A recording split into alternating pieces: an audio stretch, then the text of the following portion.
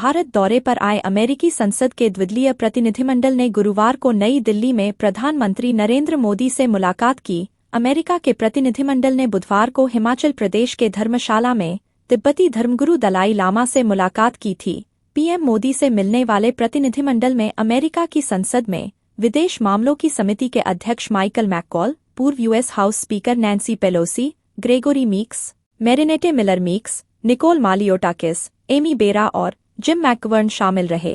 गौरतलब है कि अमेरिका की संसद ने रिजोल्व तिब्बत एक्ट नामक एक विधेयक पास किया है। यह एक द्विदलीय विधेयक है, मतलब इसे अमेरिकी संसद के दोनों दलों ने मिलकर पेश किया। इस विधेयक के तहत चीन और तिब्बत विवाद का शांतिपूर्ण तरीके से समाधान करने की मांग की गई है। साथ ही यह विधेयक अमेरिका के विदेश विभाग को यह अधिकार देता है कि वह चीन के तिब्बत को लेकर भ्रामक दावों का जवाब दे सके और चीन के उस दावे को खारिज कर सके जिसमें तिब्बत को चीन का प्राचीन काल से हिस्सा बताया गया है। अमेरिका के इस विधेयक ने चीन को नाराज कर दिया है और उसने धमकी दी है कि तिब्बत को अस्थिर करने की कोशिश के जवाब में और चीन की संप्रभुता के लिए सख्त कदम उठाए जाएंगे।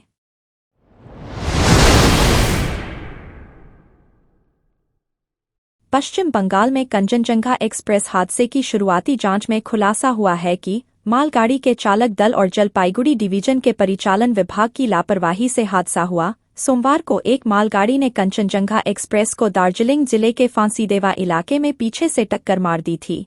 इस हादसे में 10 लोगों की मौत हो गई थी। मरने वालों में यात्री ट्रेन का गार्ड और मालगाड़ी का चालक भी शामिल है।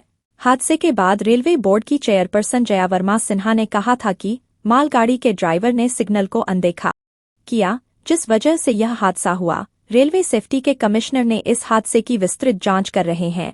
वहीं हादसे के तुरंत बाद रेलवे ने 6 वरिष्ठ अधिकारियों की एक टीम बनाई, जिसे शुरुआती जांच का जिम्मा दिया गया था। अब जांच समिति ने अपनी रिपोर्ट दाखिल कर दी है। इस रिपोर्ट के मुताबिक 5 अधिकारियों ने पाया है कि हादसे में मालगाड़ी के ड्राइवर ने सिग्नल का उल्लंघन किया, साथ ही स्पीड लिमिट का भी उल्लंघन किया। वहीं एक अधिकारी का कहना है कि न्यू जलपाईगुड़ी रेल डिवीजन के परिचालन विभाग की लापरवाही है और वह रानी पात्रा और चतरहाट जंक्शन के रूट को सुरक्षित करने के लिए पर्याप्त कदम नहीं उठा सका।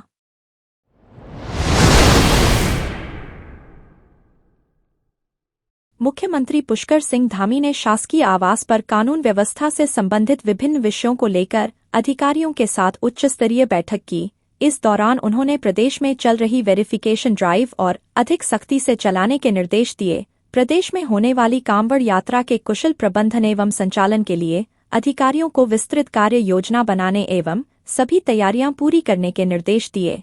साथ ही उत्तराखंड में जमीन खरीदने वाले लोगों की पूरी तरह से बैकग्राउंड जांच करने के भी निर्देश दिए गए हैं। सीएम धामी ने कहा कि हमारा प्रदेश देवभूमि है, यहाँ अपराध एवं अपराधियों के लिए कोई स्थान नहीं है। किसी भी विकासशील प्रदेश के लिए बेहतर कानून व्यवस्था अत्यंत महत्वपूर्ण है। हमारी सरकार राज्य में शांतिपूर्ण एवं भयमुक्त वातावरण बनाए रखने के लिए कृत संकल्पित है।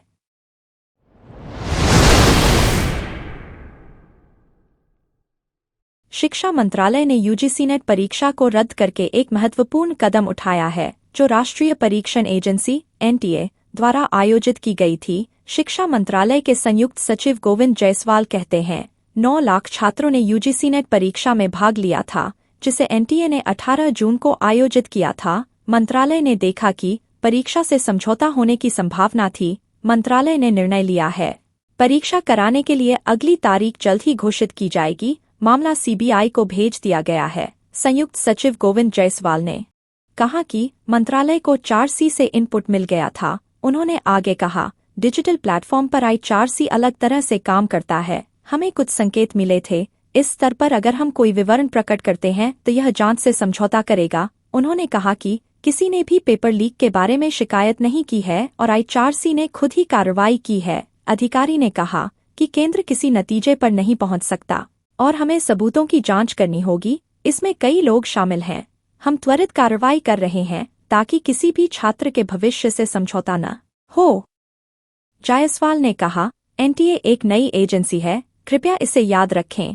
यह हर साल 1 करोड़ से अधिक उम्मीदवारों के लिए परीक्षा आयोजित करता है। हम फीडबैक के आधार पर परीक्षाओं में सुधार करते रहते हैं।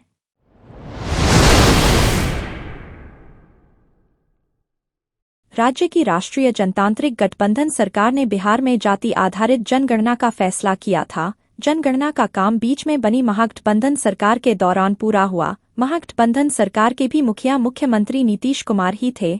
महागठबंधन सरकार ने जातीय जनगणना के आंकड़ों को आधार बनाकर राज्य में आरक्षण का प्रतिशत 65 तक पहुंचा दिया था। लोकसभा चुनाव 2024 में महागठबंधन के मुख्य दल राष्ट्रीय जनता दल ने इस आरक्षण का क्रेडिट भी लिया। किसी भी दल ने आरक्षण प्रतिशत बढ़ाने को गलत नहीं बताया था, लेकिन अब पटना हाई कोर्ट ने आरक्षण प्रतिशत बढ़ाने के राज्य सरकार के फैसले को असंवैधानिक करार दिया है। कोर्ट का यह फैसला नीतीश सरकार को बड़ा झटका माना जा रहा है। गुरुवार को सुनवाई के दौरान पटना हाई कोर्ट ने बिहार सरकार के अनुसूचित जाति, जनजाति, अत्यंत पिछड़े और अन्य पिछड़े वर्ग को 65 आरक्षण देने वाले कानून को रद्द कर दिया है। पटना हाई कोर्ट ने इसे असंवैधानिक करार दिया है। यानी अब शिक्षण संस्थानों व सरकारी नौकरियों में अनुसूचित जाति, जनजाति, अत्यंत पिछड़े और अन्य पिछड़े वर्ग को 65 आरक्षण नहीं मिलेगा, 50% आरक्षण वाली पुरानी व्यवस्था ही लागू हो जाएगी। दरअसल 65% आरक्षण कानून के खिलाफ गौरव कुमार व अन्य लोगों ने पटना हाई कोर्ट में याचिका दायर की थी।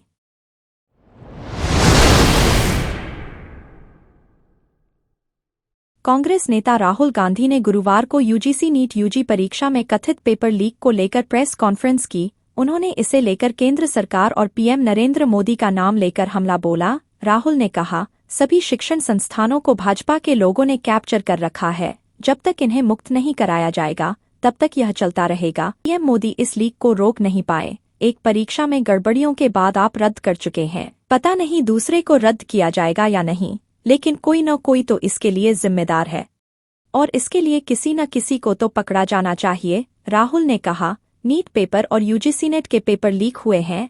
कहा जा रहा था कि नरेंद्र मोदी ने यूक्रेन की लड़ाई रोक दी थी, इसराइल और गाजा की लड़ाई को भी नरेंद्र मोदी ने रोक दी थी, लेकिन किसी न किसी कारण में हिंदुस्तान में जो पेपर लीक हो रहे हैं उन्हें नरेंद्र मोदी नहीं रोक पा रहे या फिर रोकना नहीं चाहते। बिहार में पेपर लीक आरोपियों के पकड़े जाने को लेकर राहुल ने कहा कि हमने पहले ही कहा है कि जांच होनी चाहिए और जिन्होंने भी पेपर लीक कराया है उसके खिलाफ कार्रवाई होनी चाहिए। उन्होंने आगामी संसद सत्र में इस मुद्दे को उठाने की बात भी कही।